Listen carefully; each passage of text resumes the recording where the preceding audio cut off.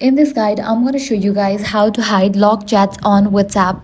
Let's get started. First, launch your WhatsApp, navigate to this chats page.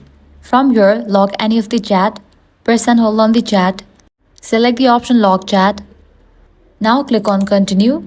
Your Face ID will be enabled and the selected chat will be locked. While you're in the chats page, here at the top, you're going to find this section of lock chats. How can you hide that? For that, click on lock chats. Now click on settings. Here you're going to find the option of hide lock chats. Toggle on for that option.